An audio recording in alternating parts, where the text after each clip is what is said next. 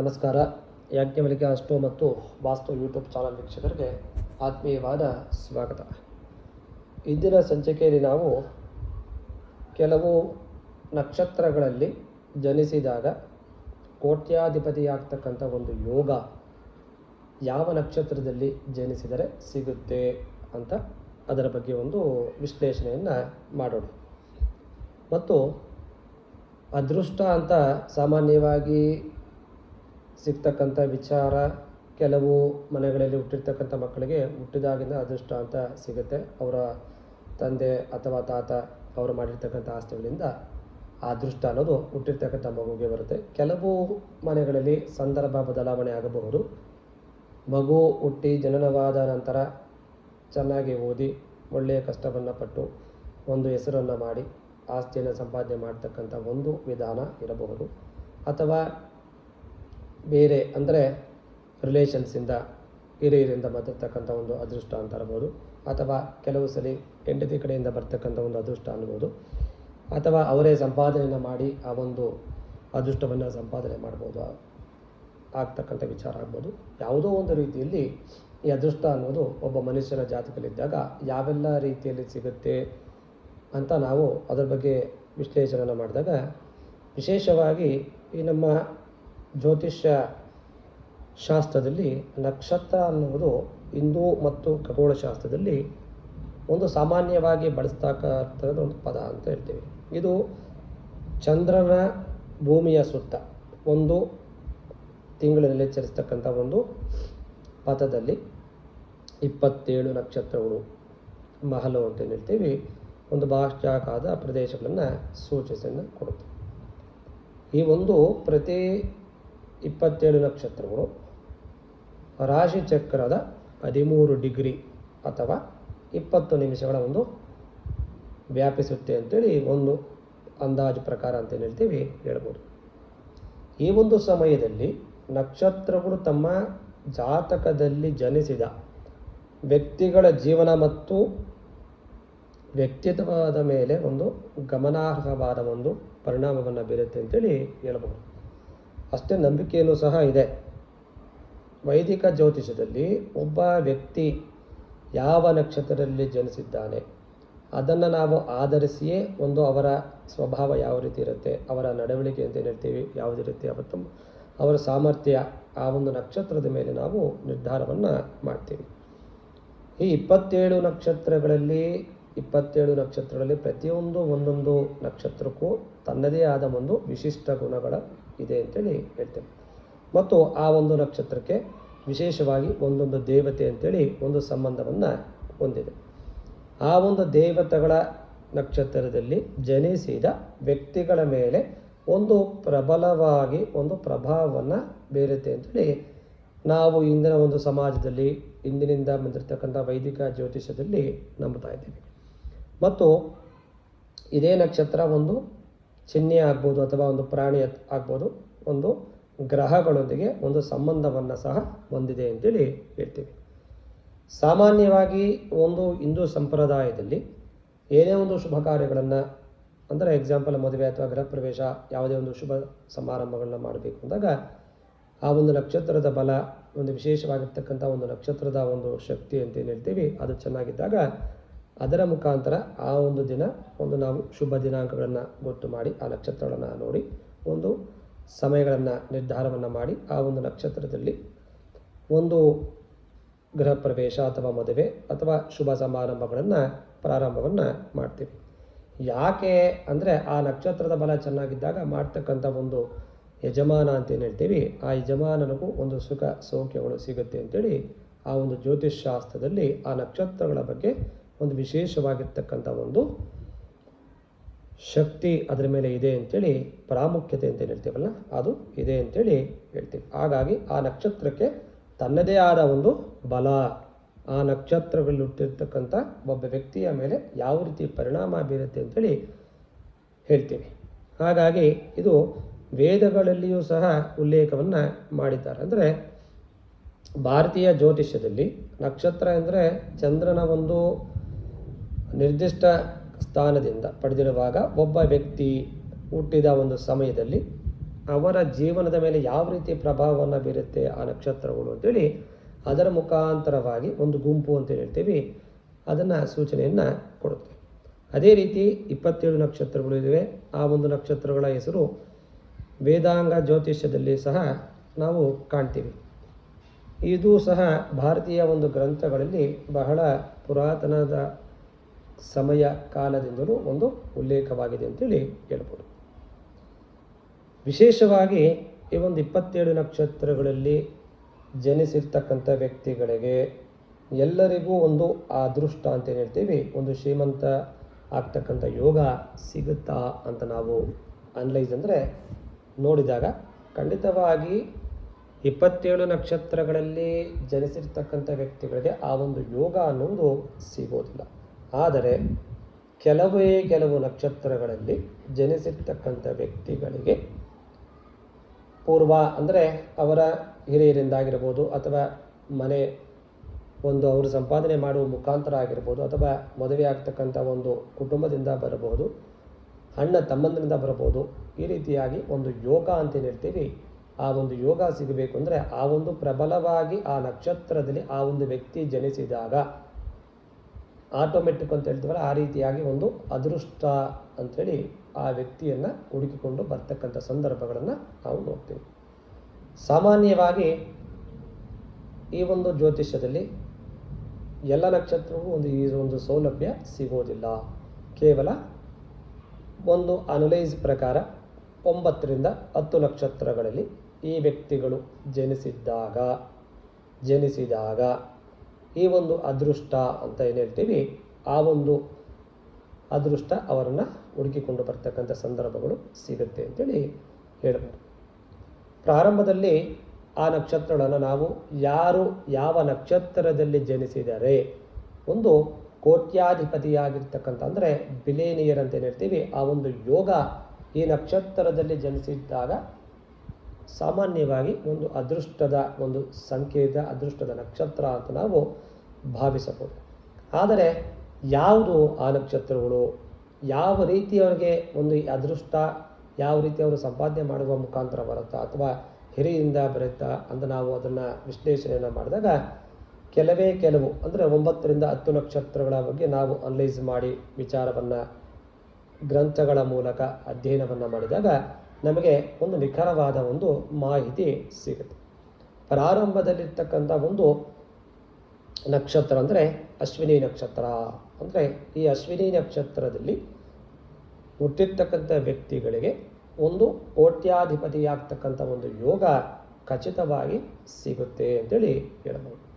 ಅದೇ ರೀತಿಯಲ್ಲಿ ಮುಂದಿನ ನಕ್ಷತ್ರ ಅಂದರೆ ರೋಹಿಣಿ ನಕ್ಷತ್ರದಲ್ಲಿ, ಮತ್ತು ಪುಷ್ಯ ನಕ್ಷತ್ರ, ಹಸ್ತ ನಕ್ಷತ್ರ, ಹಾಗೆ ಮಖ ನಕ್ಷತ್ರ, ಚಿತ್ತಾ ನಕ್ಷತ್ರ, ಸ್ವಾತಿ ನಕ್ಷತ್ರ, ಪುಬ್ಬ ನಕ್ಷತ್ರ, ಶ್ರವಣ ನಕ್ಷತ್ರ, ಮೂಲ ನಕ್ಷತ್ರ, ಪೂರ್ವಾಷಾಢ ನಕ್ಷತ್ರ, ಶ್ರವಣ ನಕ್ಷತ್ರ, ಅನುರಾಧ ನಕ್ಷತ್ರ, ಪೂರ್ವಭಾದ್ರ ನಕ್ಷತ್ರ, ಹಾಗೆ ರೇವತಿ ನಕ್ಷತ್ರ.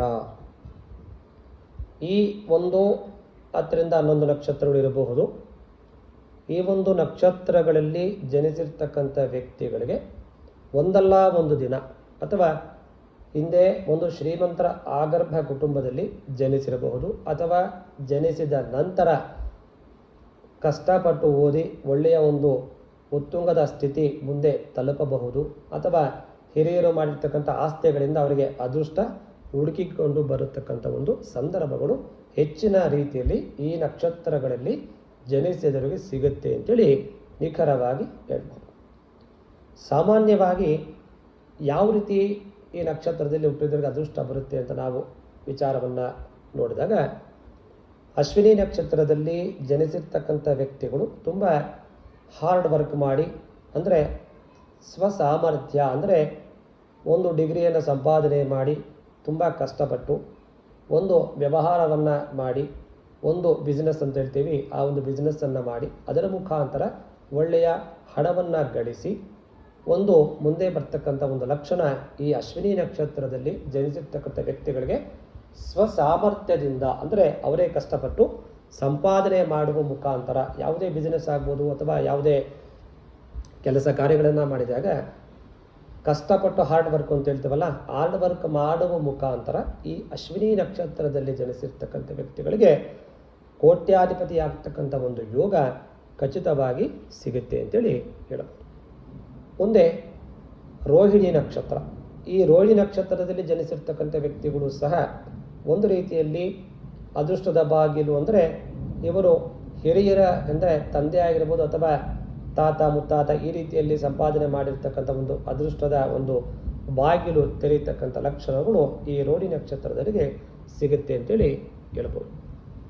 ಮುಂದೆ ಪುಷ್ಯ ನಕ್ಷತ್ರ. ಈ ಪುಷ್ಯ ನಕ್ಷತ್ರದಲ್ಲಿ ಜನಿಸಿರ್ತಕ್ಕಂಥ ವ್ಯಕ್ತಿಗಳಿಗೂ ಸಹ ಒಂದು ಹಾರ್ಡ್ ವರ್ಕ್ ಅಂದರೆ ಕಷ್ಟಪಟ್ಟು ಓದಿ ಅದರ ಮುಖಾಂತರ ಒಳ್ಳೆಯ ಒಂದು ವ್ಯವಹಾರದಲ್ಲಿ ಉತ್ತಮವಾದ ಒಂದು ಸ್ಥಾನವನ್ನು ಪಡೆಯುವ ಮುಖಾಂತರ ಈ ಒಂದು ಪುಷ್ಯ ನಕ್ಷತ್ರದಲ್ಲಿ ಜನಿಸಿರ್ತಕ್ಕಂಥ ವ್ಯಕ್ತಿಗಳಿಗೆ ಒಳ್ಳೆಯ ಉದ್ಯೋಗ ಸಿಗುವ ಮುಖಾಂತರ ಹಾರ್ಡ್ ವರ್ಕ್ ಮಾಡುವ ಮುಖಾಂತರ ಒಂದು ಕೋಟ್ಯಾಧಿಪತಿ ಆಗ್ತಕ್ಕಂಥ ಒಂದು ಯೋಗ ಸಿಗುತ್ತೆ ಅಂತೇಳಿ ಹೇಳ್ಬೋದು. ವಿಶೇಷ ಏನಪ್ಪ ಅಂದರೆ ಈ ಪುಷ್ಯ ನಕ್ಷತ್ರದಲ್ಲಿ ಪುರುಷರು ಜನಿಸಿರ್ತಕ್ಕಂಥ ಸಂದರ್ಭಗಳಲ್ಲಿ ಈ ರೀತಿಯಾಗ್ತಕ್ಕಂಥ ಒಂದು ಲಕ್ಷಣಗಳು ಬಹಳ ಜಾಸ್ತಿಯಾಗಿ ಕಾಣಿಸ್ತದೆ. ಬೈ ಚಾನ್ಸ್ ಅದೇ ಹೆಣ್ಣು ಮಕ್ಕಳು ಈ ಪುಷ್ಯ ನಕ್ಷತ್ರದಲ್ಲಿ ಜನಿಸಿದ್ದಾಗ ಸಾಮಾನ್ಯವಾಗಿ 60-70% ಮದುವೆ ಆದ ನಂತರದಲ್ಲಿ ಆ ಒಂದು ಅದೃಷ್ಟ ಅನ್ನೋದು ಈ ಪುಷ್ಯ ನಕ್ಷತ್ರದಲ್ಲಿ ಜನಿಸಿರ್ತಕ್ಕಂಥ ಹೆಣ್ಣು ಮಕ್ಕಳಿಗೆ ಸಿಗತಕ್ಕಂಥ ಒಂದು ಲಕ್ಷಣ ತುಂಬ ಜಾಸ್ತಿಯಾಗಿ ಕಾಣಿಸುತ್ತೆ. ಅಂದರೆ ಗಂಡು ಮಕ್ಕಳಾಗಿದ್ದಾಗ ಅವರು ಹಾರ್ಡ್ ವರ್ಕ್ ಅಂದರೆ ಕೆಲಸವನ್ನು ಮಾಡಿ ಅದರ ಮುಖಾಂತರ ಒಳ್ಳೆಯ ಸೌಲಭ್ಯ ವ್ಯವಹಾರದಲ್ಲಿ ಪಾಲುದಾರಿಕೆಯನ್ನು ಮಾಡಿ ಅದರ ಮುಖಾಂತರ ಆಸ್ತಿಯನ್ನು ಸಂಪಾದನೆ ಮಾಡಿ ಕೋಟ್ಯಾಧಿಪತಿ ಆಗ್ತಕ್ಕಂಥ ಲಕ್ಷಣ. ಅದೇ ಹೆಣ್ಣು ಮಕ್ಕಳು ಜನಿಸಿದ್ದಾಗ ಗಂಡನ ಮನೆಗೆ ಮದುವೆಯಾದ ನಂತರದಲ್ಲಿ ಅದೃಷ್ಟ ಅನ್ನೋದು ಆ ಪುಷ್ಯ ನಕ್ಷತ್ರದಲ್ಲಿ ಜನಿಸಿದವರಿಗೆ ಸಿಗುತ್ತೆ ಅಂತೇಳಿ ಹೇಳ್ಬೋದು. ಮುಂದೆ ಇರ್ತಕ್ಕಂಥದ್ದು ಹಸ್ತ ನಕ್ಷತ್ರ. ಈ ಹಸ್ತ ನಕ್ಷತ್ರದಲ್ಲಿ ಜನಿಸಿರ್ತಕ್ಕಂಥವ್ರಿಗೂ ಸಹ ಪಿತ್ರಾರ್ಜಿತ ಆಸ್ತಿಯ ಅಂದರೆ ಅದೇ ತಂದೆ ಅಥವಾ ಮುತ್ತಾತ ಅವರ ಮುಖಾಂತರ ಗಳಿಸಿರ್ತಕ್ಕಂಥ ಆಸ್ತಿಯ ಮುಖಾಂತರ ಈ ಒಂದು ನಕ್ಷತ್ರದಲ್ಲಿ ಜನಿಸಿದಾಗ ಆ ಒಂದು ಪಿತ್ರಾರ್ಜಿತ ಆಸ್ತಿಯ ಮುಖಾಂತರ ಈ ಹಸ್ತ ನಕ್ಷತ್ರದಲ್ಲಿ ಜನಿಸಿರ್ತಕ್ಕಂಥ ವ್ಯಕ್ತಿಗಳಿಗೆ ಒಂದು ಕೋಟ್ಯಾಧಿಪತಿ ಆಗ್ತಕ್ಕಂಥ ಒಂದು ಸೌಲಭ್ಯ ಸಿಗುತ್ತೆ ಅಂತೇಳಿ ಹೇಳಬಹುದು.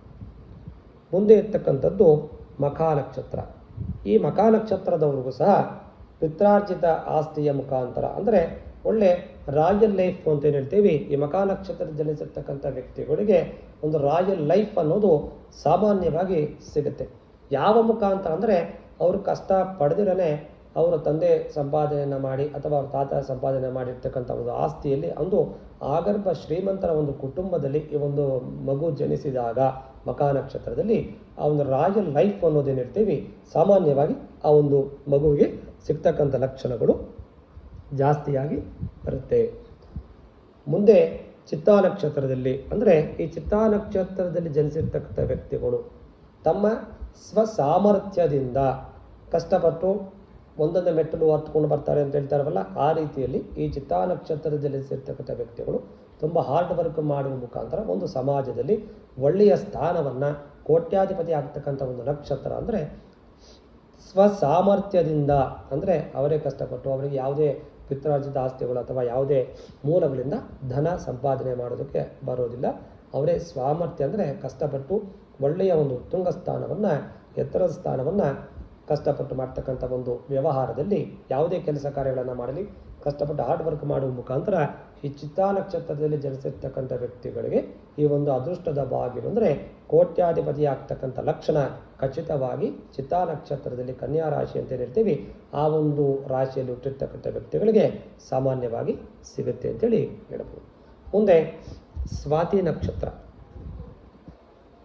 ಈ ಸ್ವಾತಿ ನಕ್ಷತ್ರದಲ್ಲಿ ಹುಟ್ಟಿರ್ತಕ್ಕಂಥ ವ್ಯಕ್ತಿಗಳಿಗೂ ಇದೇ ರೀತಿಯಲ್ಲಿ ಪೂರ್ವಾರ್ಜಿತ ಅಂದರೆ ಹಿರಿಯರಿಂದ ಬಂದಿರತಕ್ಕಂಥ ಬಳುವಳಿ ಅಂತ ಏನು ಹೇಳ್ತೀವಿ ಆ ಒಂದು ರೀತಿಯಲ್ಲಿ ಕೆಲವೊಮ್ಮೆ 50-50 ಅಂತ 50-50 ಕೆಲವೊಮ್ಮೆ ಆ ಒಂದು ಬದಲಾವಣೆ ಆಗ್ತಕ್ಕಂಥ ಸಂದರ್ಭಗಳಲ್ಲಿ ಅವರಿಗೂ ಸಹ ಸ್ವಲ್ಪ ಕಷ್ಟಪಟ್ಟು ಹಾರ್ಡ್ ವರ್ಕ್ ಮಾಡುವ ಮುಖಾಂತರ ಆ ಒಂದು ಆಸ್ತಿಯನ್ನು ಸಂಪಾದನೆ ಮಾಡ್ತಕ್ಕಂಥ ಒಂದು ಯೋಗ ಸಿಗುತ್ತೆ ಅಂತೇಳಿ ಹೇಳ್ಬೋದು. ಮುಂದೆ ಇರ್ತಕ್ಕಂಥ ಪುಬ್ಬಾ ನಕ್ಷತ್ರ. ಈ ಪುಬ್ಬಾ ನಕ್ಷತ್ರ ಸಿಂಹರಾಶಿಯಲ್ಲಿರ್ತಕ್ಕಂಥ ವ್ಯಕ್ತಿಗಳಿಗೆ ಹಿರಿಯರ ಒಂದು ಆಶೀರ್ವಾದ ಅಂತ ಹೇಳಬಹುದು, ಅವರ ಒಂದು ಬಳುವಳಿ ಅಂತ ಹೇಳ್ಬೋದು. ಪುಬ್ಬಾ ನಕ್ಷತ್ರದಲ್ಲಿ ಒಂದು ಲಕ್ಷ್ಮಿಯ ನಕ್ಷತ್ರ ಅಂತೇಳಿ ನಾವು ಪರಿಗಣನೆ ತೆಗೆದುಕೊಂಡಾಗ ಆಗರ್ಭ ಶ್ರೀಮಂತರ ಒಂದು ಕುಟುಂಬದಲ್ಲಿ ಇವರ ಒಂದು ಜನನ ಖಚಿತವಾಗಿ ಆಗುತ್ತೆ ಅಂತೇಳಿ ಇರಬಹುದು. ಕಾರಣ ಒಂದು ರಾಯಲ್ ಲೈಫ್ ಅನ್ನೋದು ಈ ಪುಬ್ಬಾ ನಕ್ಷತ್ರದಲ್ಲಿ ಹುಟ್ಟಿರ್ತಕ್ಕಂಥ ವ್ಯಕ್ತಿಗಳು ಲೀಡ್ ಮಾಡ್ತಾರೆ ಅಂತ ಹೇಳ್ಬೋದು. ಇವರಿಗೆ ಎರಡು ಕಡೆಯಿಂದ ಒಂದು ಶ್ರೀಮಂತತನ ಅಂತಕ್ಕಂಥದ್ದು ಬರುತ್ತೆ. ಅಂದರೆ ಹಿರಿಯರ ಒಂದು ಆಸ್ತಿಯ ಮುಖಾಂತರ ಮತ್ತು ಈ ಪುಬ್ಬಾ ನಕ್ಷತ್ರದಲ್ಲಿ ಹುಟ್ಟಿರ್ತಕ್ಕಂಥ ವ್ಯಕ್ತಿಗಳು ತುಂಬ ಹಾರ್ಡ್ ವರ್ಕ್, ಅಂದರೆ ಒಳ್ಳೆಯ ವ್ಯವಹಾರದ ಚತುರತೆಯಿಂದ ಅವರ ಹೆಸರು ಪ್ರಸಿದ್ಧಿಯಾಗಿ ಆ ಒಂದು ಹೆಸರಿನಿಂದ ಸಂಪಾದನೆಯನ್ನು ಮಾಡಿ ಕೋಟ್ಯಾಧಿಪತಿ ಆಗ್ತಕ್ಕಂಥ ಒಂದು ಯೋಗ ಅಂತ ಹೇಳ್ತೀವಿ. ಪುಬ್ಬಾ ನಕ್ಷತ್ರ ಸಿಂಹರಾಶಿ, ಈ ರಾಶಿಯಲ್ಲಿ ಜನಿಸಿರ್ತಕ್ಕಂಥ ವ್ಯಕ್ತಿಗಳಿಗೆ ಖಚಿತವಾಗಿ ಒಂದು ಈ ಯೋಗ ಅನ್ನೋದು ಏನು ಹೇಳ್ತೀವಿ, ಆ ಒಂದು ಯೋಗ ಖಚಿತವಾಗಿ ಸಿಗುತ್ತೆ ಅಂತೇಳಿ ಹೇಳ್ಬೋದು. ಹಾಗಾಗಿ ಮುಂದೆ ಮೂಲಾ ನಕ್ಷತ್ರ. ಈ ಮೂಲಾ ನಕ್ಷತ್ರದವರೆಗೂ ರಾಯಲ್ ಲೈಫ್ ಅನ್ನೋದು ಅವರು ಯಾವ ಮನೆಯಲ್ಲಿ ಹುಟ್ಟಿರ್ತಾರೆ, ಆ ಸಪೋಸ್ ಒಂದು ಮನೆಯಲ್ಲಿ ಹುಟ್ಟಿರ್ತಕ್ಕಂಥ ಆ ತಂದೆ ತಾಯಿಗಳು ತುಂಬ ಬಡವರಾಗಿದ್ದರೂ ಸಹ ಸಾಮಾನ್ಯವಾಗಿ ಆ ಒಂದು ಮಗು ಬೆಳವಣಿಗೆ ಆಗ್ತಾ ಆಗ್ತಾ ಆ ಒಂದು ಶ್ರೀಮಂತಿಕೆ ಅನ್ನೋದು ಆ ಒಂದು ಮಗುವಿನ ಮುಖಾಂತರ ಸಾಮಾನ್ಯವಾಗಿ ಸಿಗತಕ್ಕಂಥ ಒಂದು ಲಕ್ಷಣಗಳು ತುಂಬ ಜಾಸ್ತಿಯಾಗಿ ಸಿಗುತ್ತೆ. ಅಂದರೆ ಆ ಮಗು ಜನಿಸಿದ ನಂತರ ಆ ಒಂದು ಮನೆಯಲ್ಲಿ ಒಂದು ಸಿರಿವಂತಿಕೆ ಅಂತೇನು ಹೇಳ್ತೀವಿ, ಐಶ್ವರ್ಯ ತುಂಬುತ್ತೆ ಅಂತೇಳಿ ಸಾಮಾನ್ಯವಾಗಿ ಹೇಳ್ಬೋದು. ಹಾಗಾಗಿ ಈ ಮೂಲಾ ನಕ್ಷತ್ರದ ಒಂದು ವ್ಯಕ್ತಿಗಳಿಗೂ ಹಿರಿಯರ ಒಂದು ಆಶೀರ್ವಾದ, ಅಂದರೆ ಪೂರ್ವಾಜಿತ ಹಿರಿಯರಿಂದ ಬರ್ತಕ್ಕಂಥ ಆಸ್ತಿಗಳ ಮುಖಾಂತರ ಮೂಲಾ ನಕ್ಷತ್ರದಲ್ಲಿ ಜನಿಸಿರ್ತಕ್ಕಂಥ ವ್ಯಕ್ತಿಗಳಿಗೆ ಒಳ್ಳೆಯ ಒಂದು ಶ್ರೀಮಂತಿಕೆ, ಅಂದರೆ ಕೋಟ್ಯಾಧಿಪತಿ ಆಗ್ತಕ್ಕಂಥ ಒಂದು ಯೋಗ ಖಚಿತವಾಗಿ ಸಿಗುತ್ತೆ ಅಂತೇಳಿ ಹೇಳ್ಬೋದು. ಮುಂದೆ ಪೂರ್ವಾಷಾಢ ನಕ್ಷತ್ರ. ಈ ಪೂರ್ವಾಷಾಢ ನಕ್ಷತ್ರದಲ್ಲಿ ಜನಿಸಿರ್ತಕ್ಕಂಥ ವ್ಯಕ್ತಿಗಳಿಗೆ ಕೆಲವು ಸಾರಿ ಹಿರಿಯರ ಅಂದರೆ ತಂದೆ ತಾಯಿ ಅಥವಾ ತಾತ ಮುತ್ತಾತರ ಒಂದು ಯೋಗದ ಬಲದಿಂದ ಆ ಒಂದು ಐಶ್ವರ್ಯ ಅಂತ ಏನಿರ್ತೀವಿ, ಆ ಒಂದು ಐಶ್ವರ್ಯ ಸಿಗ್ತಕ್ಕಂಥ ಲಕ್ಷಣಗಳು ಬರುತ್ತೆ. ಕೆಲವು ಸಂದರ್ಭಗಳಲ್ಲಿ ಅತ್ತೆ ಮನೆ ಕಡೆಯಿಂದ, ಅಂದರೆ ಮದುವೆಯಾಗುವ ಹೆಂಡತಿ ಕಡೆಯಿಂದ ಬರ್ತಕ್ಕಂಥ ಒಂದು ಸಂದರ್ಭಗಳು, ಅಂದರೆ ಮದುವೆ ಆದ ನಂತರದಲ್ಲಿ ಒಂದು ಯೋಗ ಅಂತ ಏನಿರ್ತೀವಿ, ಆ ಒಂದು ಯೋಗ ಬರ್ತಕ್ಕಂಥ ಸಂದರ್ಭಗಳು ಈ ಪೂರ್ವಾಷಾಢ ನಕ್ಷತ್ರದಲ್ಲಿ ಜನಿಸಿರ್ತಕ್ಕಂಥ ವ್ಯಕ್ತಿಗಳಿಗೆ ಈ ಕಡೆ ತಂದೆ ಮನೆಯಿಂದ ಬರ್ತಕ್ಕಂಥ ಒಂದು ಭಾಗವೂ ಸಿಗುತ್ತೆ, ಮತ್ತು ಆ ಕಡೆ ಅತ್ತೆ ಮನೆ ಮಾವನ ಮನೆ ಕಡೆಯಿಂದ ಬರ್ತಕ್ಕಂಥ ಒಂದು ಸಂದರ್ಭಗಳು ಸಹ ಈ ಪೂರ್ವಾಷಾಢ ನಕ್ಷತ್ರದಲ್ಲಿ ಜನಿಸಿರ್ತಕ್ಕಂಥ ವ್ಯಕ್ತಿಗಳಿಗೆ ಸಿಗುತ್ತೆ ಅಂತೇಳಿ ಹೇಳ್ಬೋದು. ಅದೇ ರೀತಿ ಅನುರಾಧ ನಕ್ಷತ್ರದಲ್ಲಿ ಜನಿಸಿರ್ತಕ್ಕಂಥ ವ್ಯಕ್ತಿಗಳಿಗೂ ಇವರಿಗೂ ಸಹ ಒಂದು ಪೂರ್ವಾಜಿತ, ಅಂದರೆ ಹಿರಿಯರ ಒಂದು ಆಶೀರ್ವಾದ ಬಲದಿಂದ ಒಂದು ಹಿರಿಯ ಒಂದು ಐಶ್ವರ್ಯ ಅನ್ನೋದು ಸಿಗುತ್ತೆ ಅಂತೇಳಿ ಹೇಳಬಹುದು. ಹಾಗಾಗಿ ಇವರಿಗೂ ತಾತ ಮತ್ತು ತಂದೆಯ ಮುಖಾಂತರ ಬರ್ತಕ್ಕಂಥ ಒಂದು ಆಸ್ತಿ, ಅಂದರೆ ಒಂದು ಕೋಟ್ಯಾಧಿಪತಿ ಆಗ್ತಕ್ಕಂಥ ಯೋಗ ಹಿರಿಯರಿಂದ ಸಿಗ್ತಕ್ಕಂಥ ಲಕ್ಷಣಗಳು ಜಾಸ್ತಿಯಾಗಿ ಇರುತ್ತೆ ಅಂತೇಳಿ ಹೇಳಬಹುದು. ಮುಂದೆ ಶತಭಿಷ ನಕ್ಷತ್ರದವರು, ಇವರು ಶತಭಿಷ ನಕ್ಷತ್ರದಲ್ಲಿ ಹುಟ್ಟಿರ್ತಕ್ಕಂಥ ವ್ಯಕ್ತಿಗಳು ಸ್ವಸಾಮರ್ಥ್ಯದಿಂದ, ಅಂದರೆ ತುಂಬ ಕಷ್ಟಪಟ್ಟು ಹಾರ್ಡ್ ವರ್ಕ್ ಮಾಡ್ತಕ್ಕಂಥ ಮುಖಾಂತರ ಅವರು ಒಂದೊಂದೇ ಮೆಟ್ಟಿಲನ್ನು ಹತ್ತುವ ಮುಖಾಂತರ ಆ ಒಂದು ಕೋಟ್ಯಾಧಿಪತಿ ಆಗ್ತಕ್ಕಂಥ ಒಂದು ಯೋಗ ಅವರೇ ಸಂಪಾದನೆಯನ್ನು ಮಾಡಿಕೊಂಡು, ಹಿರಿಯರಿಂದ ಬರ್ತಕ್ಕಂಥ ಯೋಗವೂ ಸಹ ಈ ಶತಭಿಷ ನಕ್ಷತ್ರದಲ್ಲಿ ಅವ್ರಿಗೂ ಸಹ ಒಂದು 25ರಿಂದ 30 ಭಾಗ ಹಿರಿಯರ ಒಂದು ಆಸ್ತಿ ಅಂತೇನಿರ್ತೀವಿ, ಆ ಒಂದು ಭಾಗವೂ ಸಹ ಸಿಗುತ್ತೆ. ಅದೇ ರೀತಿ 70 ಭಾಗ ಇವರು ತಮ್ಮ ಸ್ವಸಾಮರ್ಥ್ಯದಿಂದ ಕಷ್ಟಪಟ್ಟು ಅದರ ಒಂದೊಂದು ಮೆಟ್ಟಲು ಹತ್ತುವ ಮುಖಾಂತರ ಆ ಒಂದು 70% ಸಾಮರ್ಥ್ಯವನ್ನು ಈ ಶತಭಿಷ ನಕ್ಷತ್ರದಲ್ಲಿ ಹುಟ್ಟಿರ್ತಕ್ಕಂಥ ವ್ಯಕ್ತಿಗಳು ಸಂಪಾದನೆ ಮಾಡುವ ಮುಖಾಂತರ ಈ ಒಂದು ಕೋಟ್ಯಾಧಿಪತಿಯ ಯೋಗ ಅಂತ ಏನು ಹೇಳ್ತೀವಿ, ಆ ಒಂದು ಯೋಗಕ್ಕೆ ಇವರು ಸಹ ಪಾತ್ರರಾಗ್ತಾರೆ ಅಂತೇಳಿ ಹೇಳ್ಬೋದು. ಮುಂದೆ ಶ್ರವಣ ನಕ್ಷತ್ರ. ಈ ಶ್ರವಣ ನಕ್ಷತ್ರ ಮಕರ ರಾಶಿಯಲ್ಲಿ ಹುಟ್ಟಿರ್ತಕ್ಕಂಥ ವ್ಯಕ್ತಿಗಳು ಇವರು ಸಹ ಹಾರ್ಡ್ ವರ್ಕ್, ಅಂದರೆ ಹಿರಿಯರ ಆಸ್ತಿ ಅಂತೇನು ಹೇಳ್ತೀವಿ, ಈ ಹಿರಿಯರ ಆಸ್ತಿ ಅನ್ನತಕ್ಕಂಥದ್ದು 20ರಿಂದ 30 ಭಾಗ ಇವರಿಗೂ ಸಹ ಸಿಗತಕ್ಕಂಥ ಸಂದರ್ಭಗಳು ಜಾಸ್ತಿ ಇದೆ. ಅದೇ ರೀತಿಯಲ್ಲಿ 70ರಿಂದ 80 ಭಾಗ ಹಾರ್ಡ್ ವರ್ಕ್, ಅಂದರೆ ಕಷ್ಟಪಟ್ಟು ಇವರು ಸಾಮರ್ಥ್ಯದಿಂದ ಕಷ್ಟಪಟ್ಟು ಒಂದೊಂದೇ ಸ್ಟೆಪ್ಸ್ ಅಂತ ಹೇಳ್ತೀವಿ ಅದನ್ನು ಹತ್ತುವ ಮುಖಾಂತರ ಆ ಒಂದು ವ್ಯವಹಾರವನ್ನು ಈ ಮಾಡುವ ಮುಖಾಂತರ ಒಂದು ಕಷ್ಟಪಟ್ಟು ಆಸ್ತಿಯನ್ನು ಒಂದೊಂದೇ ಸಂಪಾದನೆ ಮಾಡುವ ಮುಖಾಂತರ ಆ ಒಂದು ಯೋಗದ ಒಂದು ಬಲ ಅಂತ ಹೇಳ್ತೀವಿ, ಕೋಟ್ಯಾಧಿಪತಿ ಆಗ್ತಕ್ಕಂಥ ಒಂದು ನಕ್ಷತ್ರಗಳ ಒಂದು ರಾಶಿ ಆ ಶ್ರವಣ ನಕ್ಷತ್ರ ಮಕರ ರಾಶಿಗೆ ಇವರು ಸಹ ಸೇರ್ಪಡೆ ಆಗ್ತಾರೆ ಅಂತೇಳಿ ಹೇಳ್ಬೋದು. ಅಂದರೆ ಶ್ರವಣ ನಕ್ಷತ್ರದವರು ಹಾರ್ಡ್ ವರ್ಕ್ ಮಾಡುವ ಮುಖಾಂತರ ಹಿರಿಯರ ಒಂದು ಆಶೀರ್ವಾದ 20ರಿಂದ 30 ಭಾಗ ಸಿಗ್ತಕ್ಕಂಥ ಸಂದರ್ಭ ಈ ಶ್ರವಣ ನಕ್ಷತ್ರದವರಿಗೆ ಸಿಗುತ್ತೆ. ಮತ್ತು 70 ಭಾಗ ಇವರು ತಮ್ಮ ಸ್ವಸಾಮರ್ಥ್ಯದಿಂದ ಕಷ್ಟಪಟ್ಟು ಸಂಪಾದನೆ ಮಾಡುವ ಮುಖಾಂತರ 70 ಭಾಗ ಸಂಪಾದನೆಯನ್ನು ಮಾಡಿ ಅದರ ಮುಖಾಂತರ ಒಂದು ಒಳ್ಳೆಯ ಐಶ್ವರ್ಯವನ್ನು ಸಂಪಾದನೆ ಮಾಡಿ ಅದರ ಮುಖಾಂತರ ಒಂದು ಕೋಟ್ಯಾಧಿಪತಿ ಆಗ್ತಕ್ಕಂಥ ಒಂದು ಯೋಗ ಈ ಶ್ರವಣ ನಕ್ಷತ್ರದವರೆಗೂ ಸಿಗುತ್ತೆ ಅಂತೇಳಿ ಹೇಳಬಹುದು. ಮುಂದೆ ಇರ್ತಕ್ಕಂಥದ್ದು ಪೂರ್ವಾಭಾದ್ರ ನಕ್ಷತ್ರ. ಈ ಪೂರ್ವಾಭಾದ್ರ ನಕ್ಷತ್ರ ಮೀನರಾಶಿ. ಈ ಪೂರ್ವಾಭಾದ್ರ ನಕ್ಷತ್ರದವರೆಗೂ ಹಿರಿಯರ ಒಂದು ಆಶೀರ್ವಾದ ಬಲದಿಂದ ಒಂದು ಯೋಗ ಅಂತದ್ದು ಮಾರ್ಪಾಡಾಗಿ ಒಂದು ಯೋಗದ ಬಲದಿಂದ ಈ ನಕ್ಷತ್ರದಲ್ಲಿ ಜನಿಸಿರ್ತಕ್ಕಂಥ ವ್ಯಕ್ತಿಗಳು ಒಂದು ಕೋಟ್ಯಾಧಿಪತಿ ಆಗ್ತಕ್ಕಂಥ ಯೋಗ ಸಿಗುತ್ತೆ ಅಂತೇಳಿ ಹೇಳಬಹುದು. ಮುಂದೆ ಇರ್ತಕ್ಕಂಥದ್ದು ರೇವತಿ ನಕ್ಷತ್ರ ಮೀನರಾಶಿ. ಈ ರೇವತಿ ನಕ್ಷತ್ರ ಮೀನರಾಶಿಯಲ್ಲಿ ಹುಟ್ಟಿರ್ತಕ್ಕಂಥವ್ರಿಗೆ ಇವ್ರಿಗೆ ಯಾವ ರೀತಿ ಬಲ ಸಿಗುತ್ತೆ ಅಂದರೆ 50 ಭಾಗ ಅಂದರೆ ತಂದೆಯ ಮನೆ ಕಡೆಯಿಂದ ಒಂದು 50 ಭಾಗ ಆಸ್ತಿ ಬರ್ತಕ್ಕಂಥ ಸಂದರ್ಭವೇ ಹೆಚ್ಚಾಗಿರುತ್ತೆ. ಅದೇ ರೀತಿಯಲ್ಲಿ ಗಂಡನ ಮನೆ ಅಂದರೆ ಮದುವೆಯಾದ ನಂತರದಲ್ಲಿ ಅಥವಾ ಹುಡುಗಿಯಾಗಿದ್ದಲ್ಲಿ ಗಂಡನ ಮನೆಗೆ ಹೋಗುವ ಮುಖಾಂತರ ಅಥವಾ ಹುಡುಗ ಆಗಿದ್ದಾಗ ಅತ್ತೆ ಮನೆಯ ಅಂದರೆ ಹೆಂಡತಿ ಮುಖಾಂತರ 50 ಭಾಗ ಆಸ್ತಿ ಬರ್ತಕ್ಕಂಥ ಲಕ್ಷಣಗಳು ಜಾಸ್ತಿ ಆಗಿದೆ. ಈ ಕಡೆ ತಂದೆ ಮನೆ 50 ಭಾಗ, ಆ ಕಡೆ ಅತ್ತೆ ಮನೆಗಳಿಂದ ಸಿಗತಕ್ಕಂಥ 50 ಭಾಗ, 100 ಭಾಗ ಎರಡೂ ಕಡೆಯಿಂದ 50-50 ಅಂತ ಹೇಳ್ತೀವಿ.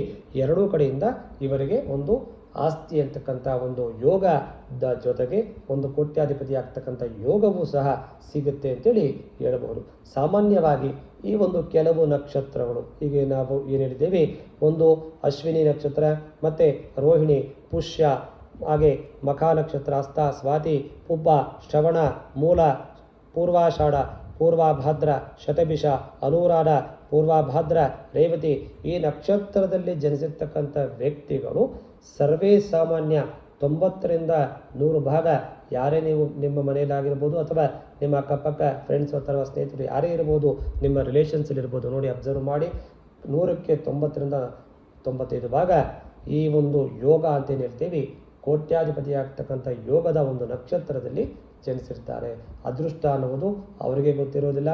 ಆ ಒಂದು ರೀತಿಯಲ್ಲಿ ಆ ಒಂದು ಮಟ್ಟಕ್ಕೆ ಆ ನಕ್ಷತ್ರದ ಒಂದು ಪ್ರಭಾವದಿಂದ ಆ ಒಂದು ರಾಯಲ್ ಲೈಫ್ ಅಂತ ಏನು ಹೇಳ್ತೀವಿ ಆ ಒಂದು ರಾಯಲ್ ಲೈಫ್ ಲೀಡ್ ಮಾಡ್ತಕ್ಕಂಥ ಸಂದರ್ಭಗಳು ಜಾಸ್ತಿಯಾಗಿ ಸಿಗುತ್ತೆ ಅಂತೇಳಿ ಹೇಳ್ಬೋದು. ವಿಶೇಷ ಈ ಅಶ್ವಿನಿ ನಕ್ಷತ್ರ ಮೇಷರಾಶಿಯಲ್ಲಿ ಜನಿಸಿರ್ತಕ್ಕಂಥ ವ್ಯಕ್ತಿಗಳು ತುಂಬ ಪ್ರಾಮಾಣಿಕವಾಗಿ ಅದೇ ರೀತಿಯಲ್ಲಿ ಒಂದು ವಿಶೇಷವಾಗಿ ಹಾರ್ಡ್ ವರ್ಕ್ ಮಾಡು ಅಂದರೆ ತುಂಬ ಕಷ್ಟಪಡ್ತಕ್ಕಂಥ ವ್ಯಕ್ತಿಗಳು ಸರ್ವೇ ಸಾಮಾನ್ಯ ಅಶ್ವಿನಿ ನಕ್ಷತ್ರದಲ್ಲಿ ಜನಿಸಿರ್ತಾರೆ.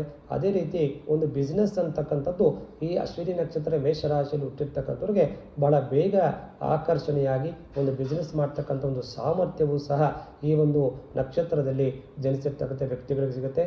ಅಥವಾ ಯಾವುದೇ ಒಂದು ಕೆಲಸ ಕಾರ್ಯಗಳಿಗೆ ಈ ಅಶ್ವಿನಿ ನಕ್ಷತ್ರ ಮೇಷರಾಶಿಯಲ್ಲಿ ಹುಟ್ಟಿರ್ತಕ್ಕಂಥವರು ಹೋಗಬಹುದು.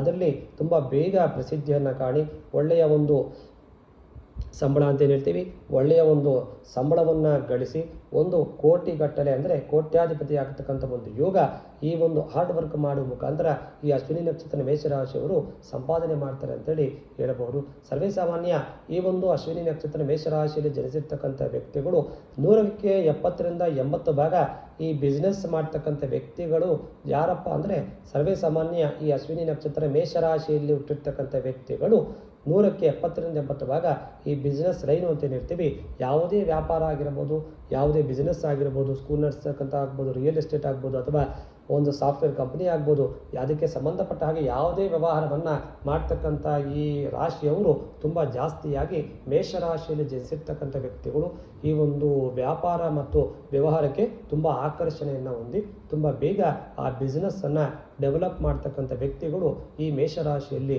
ಜನಿಸಿರ್ತಾರೆ ಅಂತೇಳಿ ಹೇಳಬಹುದು. ಹಾಗಾಗಿ ಈ ಕೆಲವೊಂದು 10ರಿಂದ 12 ನಕ್ಷತ್ರಗಳ ಒಂದು ಅನಲೈಸ್ ಮಾಡಿದಾಗ 100ಕ್ಕೆ 90ರಿಂದ 95 ಭಾಗ ಕೋಟ್ಯಾಧಿಪತಿ ಆಗ್ತಕ್ಕಂಥ ಯೋಗ ಖಚಿತವಾಗಿ ಈ ನಕ್ಷತ್ರದಲ್ಲಿ ಜನಿಸಿದವರಿಗೆ ಒಂದಲ್ಲ ಒಂದು ದಿನ ಭಗವಂತನ ಅನುಗ್ರಹದಿಂದ ಸಿಕ್ಕೇ ಸಿಗುತ್ತೆ ಅಂತೇಳಿ ಖಚಿತವಾಗಿ ಹೇಳಬಹುದು. ಮುಂದಿನ ಒಂದು ಸಂಚಿಕೆಯಲ್ಲಿ ಇದೇ ರೀತಿಯಲ್ಲಿ ವಿಶೇಷವಾಗಿ ಇನ್ನು ಯಾವೆಲ್ಲ ರಾಶಿಯವರು ಅಥವಾ ಯಾವೆಲ್ಲ ನಕ್ಷತ್ರದವರಿಗೆ ಯಾವೆಲ್ಲ ಫೆಸಿಲಿಟಿ ಅದು ಯಾವ ಸೌಕರ್ಯ ಅಂತ ಏನು ಹೇಳ್ತೀವಿ ಸಿಗುತ್ತೆ ಅಂತೇಳಿ ಅದರ ಬಗ್ಗೆ ಮುಂದಿನ ಸಂಚಿಕೆಯಲ್ಲಿ ವಿಚಾರವನ್ನು ಮಾಡೋಣ. ನಮಸ್ಕಾರ.